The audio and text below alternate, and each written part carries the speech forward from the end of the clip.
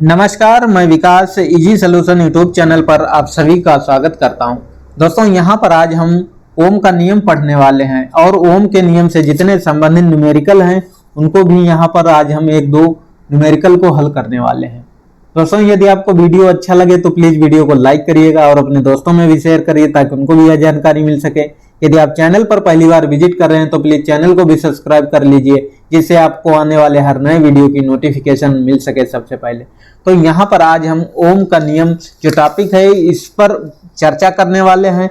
तो ओम का जो नियम होता है, ओम के नियम से हमें इस बात का ज्ञान होता है कि किसी भी सर्किट में दी जाने वाली वोल्टेज तथा उसमें बहने वाली धारा का अनुपात सदैव स्थिर रहता है, जबकि सर्किट की भौतिक अवस्थाएं जैसे तापक्रम आदि न बदला जाए तो यह स्थिर प्रतिरोध यानी कि रेजिस्टेंस कहलाता है।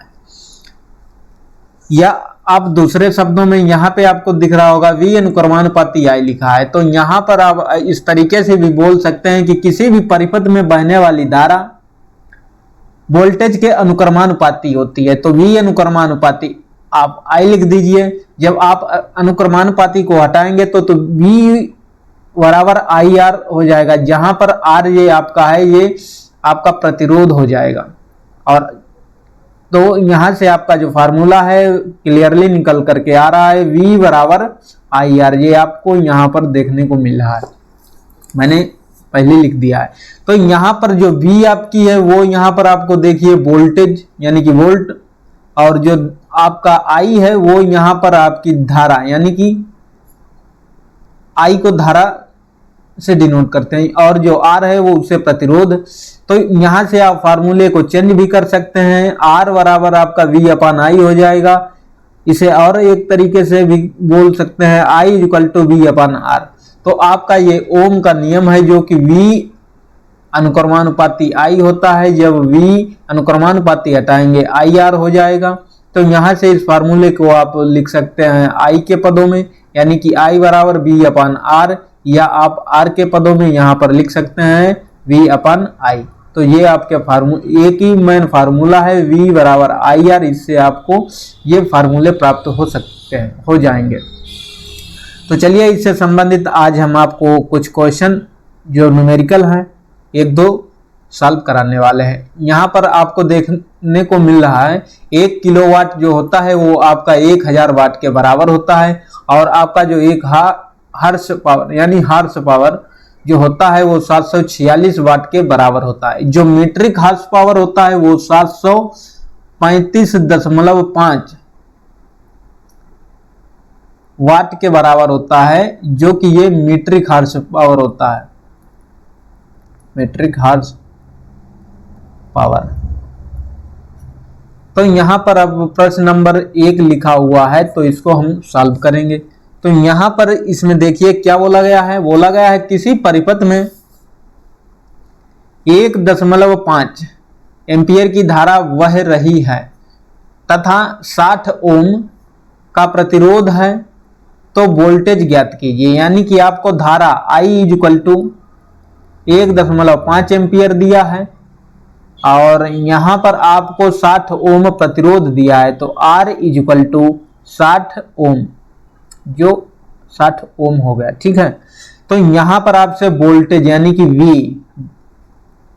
इक्वल टू क्वेश्चन मार्क, आपसे यहां पर वोल्टेज पूछा गया है। तो ये यहां पर धारा आपको 1.5 एम्पियर दी है, तो आपका जो फार्मूला है आपको पता है V बराबर IR। तो यहां पर क्या करना है, V तो ज्ञात करना है, I की वैल्यू क्या है 1.5 इंटू R की वैल्यू कितनी है आपकी 60, तो यहां पर हम 60 रख देंगे। उसके बाद में हम इसको कैलकुलेट करेंगे जब, तब ये कितना हो जाएगा, इसको कैलकुलेट करिए 15 छक्का 90 यानी कि 90.0 वोल्ट आपका ये इसका आंसर निकल करके आ जाएगा। तो V बराबर यानी कि आपका 90 वोल्ट प्रतिरोध लगेगा। तो ये आपका करेक्ट आंसर हो गया। इसी तरीके से दूसरा क्वेश्चन है, इस क्वेश्चन को यहां पर देखते हैं। इसमें क्या बोला गया है, क्वेश्चन नंबर 2, इसमें बोला गया है एक डीसी मोटर है जो उसमें 0.06 एम्पियर यानी कि I इक्वल टू आपको दिया है 0.006 एम्पियर एक लाइन में रीडिंग देता है, जबकि वोल्टेज 90 है। यहां पर आपको V दिया है, V बराबर 90 वोल्ट है। ठीक है, तो मीटर का प्रतिरोध ज्ञात कीजिए। प्रतिरोध का मतलब आपसे यहां पर R की वैल्यू पूछी गई, तो यहां पर आपको फार्मूला पता है,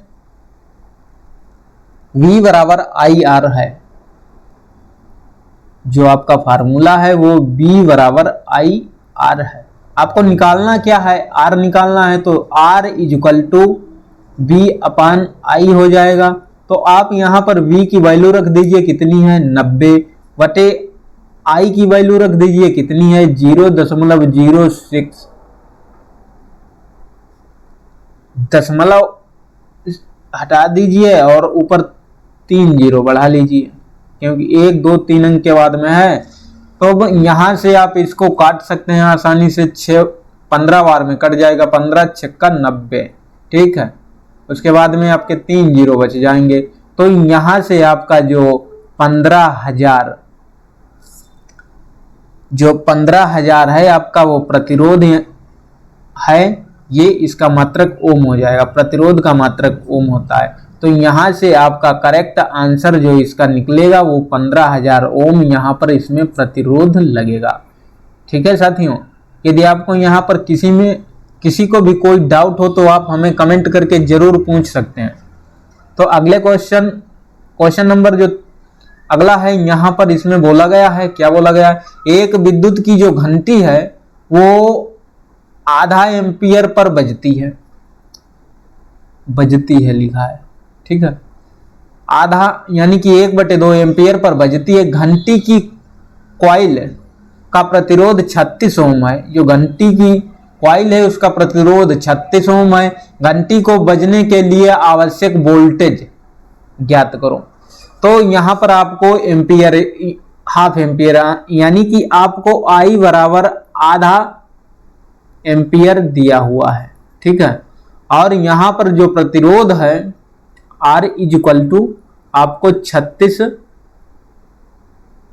ओम दिया है। ठीक है, और आपसे यहां पर वोल्टेज पूछा गया है कि वोल्टेज ज्ञात करो। तो voltage V equal to question mark यहां पर हमने लिख लिया है। तो हमको V ज्ञात करना है। आपको फार्मूला पता है, V बराबर IR होता है। तो ठीक है, यहां पर V हमको ज्ञात, वोल्टेज ज्ञात करना है। तो I की वैल्यू कितनी है 1/2 इंटू R 36 ओम है। तो यहां पर हम 36 ओम रख देते हैं। तो इसको जब हम डिवाइड करेंगे तो कितना हो जाएगा 18। तो V बराबर 18 वोल्ट आपका आंसर आएगा। यहां पर आप समझ पाए कैसे कट कर दिया गया, 2 से डिवाइड किया गया है 36 को, तो यहां पर 18 आ जाएगा। तो इसका आपको जो करेक्ट आंसर है वो 18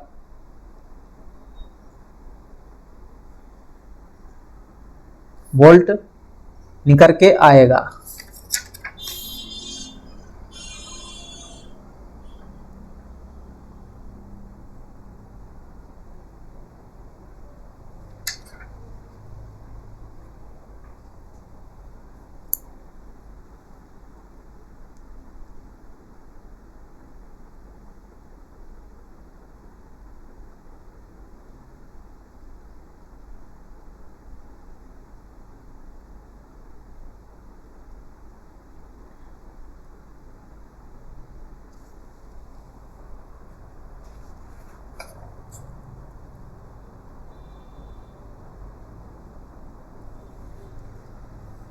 अब अगला क्वेश्चन आपका यहां पर आ रहा है, जो कि प्रश्न है B व C के बीच में प्रतिरोध ज्ञात करो। जो यहां पर एक V और C पॉइंट दिए हैं, यहां पर ये जो प्रतिरोध लगा हुआ है वो इसके बीच में आपको तुल्य प्रतिरोध यानी कि टोटल प्रतिरोध ज्ञात करना है।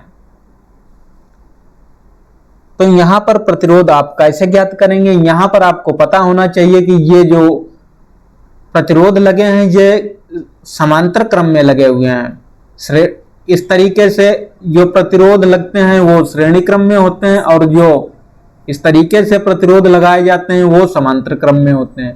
तो आपको पता होना चाहिए कि समांतर क्रम में जो प्रतिरोध का फार्मूला होता है वो 1/R is equal to 1/R1 plus 1/R2 plus 1/R3 dash dash. जितने प्रतिरोध लगे होंगे 3 प्रतिरोध 4 जितने लगे हैं सभी को ऐड कर दिया जाएगा। यहाँ पर यदि 5 तक प्रतिरोध है तो 5 तक जाएंगे, जितने प्रतिरोध लगे होंगे वहां तक जाएंगे। तो यहाँ पर R1 आप इसको ले लीजिए, R2 इसको ले लीजिए, किसी को भी ले लीजिए। तो 1/R is equal to 1/R1 की जगह पर हम 2 ओम लिख देंगे प्लस 1/R2 की जगह पर हम क्या लिख देंगे, 3 ओम जो यहां पर दिया है वो लिखते हैं। तो यहां पर 1/R बराबर कितना हो जाएगा, इसका एलसीएम जब आप लेंगे तब ये हो जाएगा नीचे 6 और इधर आपका हो जाएगा 3 प्लस 2। तो ये कुल मिलाकर हो जाएगा 5/6, 5/6 हो जाएगा। 1/R is equal to 5/6। तो यहाँ पर हम भिन्न को उलट देंगे, इधर आ जाइए, यहाँ से आप देख लीजिए। तो यहाँ पर 1/R इज इक्वल टू 5/6 आपका आ गया है। तो इसको हम भिन्न यहाँ से उलट देंगे तो हो जाएगा R बराबर 6/5। तो यहाँ से हमको प्रतिरोध तुल्य ज्ञात करना था तो ये आपका निकल करके आ गया है। तो यहाँ पर इतने ओम हो जाएगा। ठीक है, इसी तरीके से अन्य आप सवाल ट्राई कर सकते हैं। दोस्तों आज के लिए बस इतना ही, मिलते हैं अगले दिन नए वीडियो के साथ में। तब तक के लिए नमस्कार, धन्यवाद। दोस्तों यदि वीडियो अच्छा लगा हो तो प्लीज़ लाइक ज़रूर कर दीजिएगा। नमस्कार, धन्यवाद।